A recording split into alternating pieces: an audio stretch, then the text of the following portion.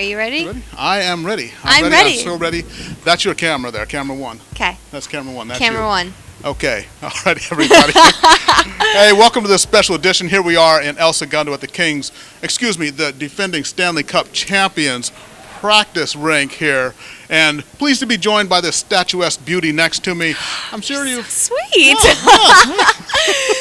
I go off script every now and then. I know that wasn't in there, but I just thought... I like your style. I like your style. Hey, that's how I roll. So you've been to Staples Center. You've no doubt seen her pumping up the crowd. Carrlyn Bathe. Glad you fought the traffic out there on the 405 to make it here, too. You too. We both had problems this morning. I mean, it was a crazy, crazy, crazy time on the 405. But when is it not? Honestly, it's always crazy on the 405. Yeah. We don't want to talk about traffic. We don't. No. Let's get right down to it. Now, you came upon the scene. I mean, first, give me a little bit of background. And everybody knows that last name, Bathe, may sound familiar to some old school hockey fans. So talk to me about that a little bit. Okay, well, if you are an old school hockey fan, my father was Frank Bathe, and he used to play for the Philadelphia Flyers back in the day.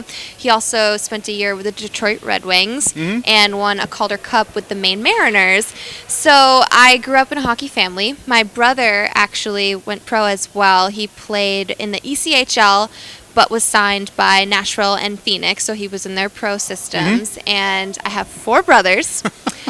I was naturally raised a hockey player. Yes. And raised a tomboy. So I didn't learn how to do my makeup until I was close to 20 years old. So that was like last week? Or, right? You're so nice. It was last week. I was referring to your youth, not that your makeup looks bad, and you've only been doing it for a week. Okay. All right. Thanks, Charles. You're a comedian. This guy's really funny. So, yeah, that's kind of my background. I grew up playing myself. I still play here and there. I actually was playing in a women's league here on Friday nights. I played in a men's league here. There's a lot of hockey in Southern California to be involved with. Now, have you run into Mrs. Brown, by the way? Yes. Dustin, you play with Nicole. I actually haven't played with Nicole because I started recently, and I don't think she was playing this past season. But I heard she's gnarly. I heard she's really good. Yeah. She's excellent, as a matter of fact. I actually played with her briefly. There was a celebrity game with a couple different Kings personnel and some celebrities that they had play against each other with some alumni, and Nicole and I played then. That was the last time I saw her play, and that was about 2010. So she might even be even better now. So you never know. Unless all the kids are taking a toll on her, you never know. Right. You never know. She's one, kick butt mama, so I'm sure she's still got it going on. Absolutely. Now, you arrived on the scene there a couple of seasons ago. Is it with the team? Is this your first season? First full season. This is I just finished my first full season as in-arena host, but I was an ice crew member for 5 seasons. So coming into this season will be my 7th season with the Kings. I came in 2008, so I've gotten to see all the fun stuff happen. Now, going from ice girl to arena host, and then I know one of your other colleagues, Deborah Lou, she started as an ice girl, and now she's rising up in the Kings organization. So there must be some really good camaraderie when you look at the ice girls and then what they go on to do after that, too. Absolutely. And there's 2 more that you might not even know about, but there's Gabby and Vanessa, who both work full-time in the offices here in El Segundo. Okay. Vanessa works in game entertainment, and Gabby works in fan development. And then Deborah Lou, as you know, is a writer for LAKings.com. And it's been a really nurturing experience to work here and then also find your career path at the end of all of this. The ice crew is a really huge stepping stone. Now, some people can be on the ice crew and carry on and finish college and maybe start something else, but if you have a passion for hockey and you join the ice crew, there's a light at the end of the tunnel for something else if you really want to do it and put your mind to it. Yep. Absolutely. Now, let me just ask, now, being the arena host, you're getting out there and it's your job in between whistles when the ice crew goes out to clean the ice, scrape the ice and everything, and you're up there with the different various promotions and getting the crowd pumped up. Yep. So that first time when you went out there, were you a little bit nervous? Oh, gosh. You're up there on the big screen, and it's all about you. It's like, and here's Carlin. Right.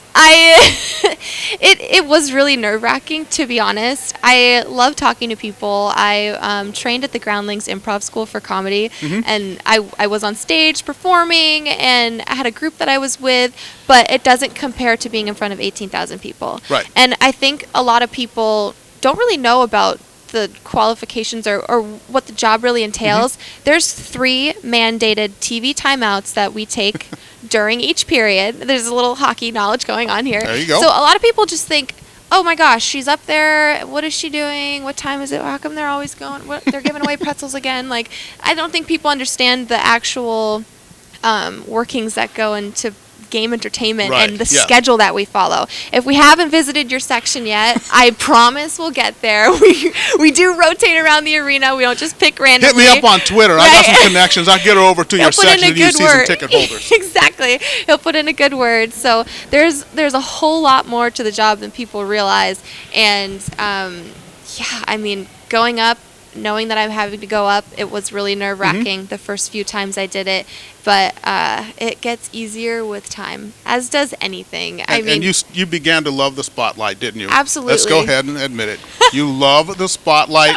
When I set up this interview with her, she said, okay, fine. And then just yesterday, she found out I was going to do this on camera, and she says, goody! Right? I have to do my hair and makeup. I was going to roll in with no makeup and a bun on top. So I'm glad we talked about that prior, because I'd be in my pajamas right now.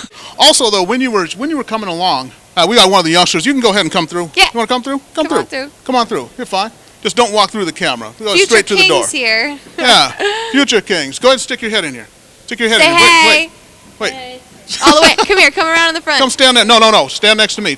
Don't stand on the court. Next to me. Next to me. Stand in here. Future Lean Kings. in. Yeah. What's your name? What's your name? Jack Silver, that's my name. Jaton. Desai. Yeah, Desai. All right. You guys going to be kings in the future or what? One day I'll have you in this chair? Yeah. There's some of your homies right here, man. Hey, you kind of ripe. Tell your mom to wash your equipment. Photo bombed. Thanks, guys. All righty. When you started, fortunately, you had one of the most energetic human beings I think I've ever met in my life in Jay Flats. You guys kind of working the two-man crew there. But that must have been a big help for you as you went through your first full season here. You're exactly right. If I didn't have him, I wouldn't know how to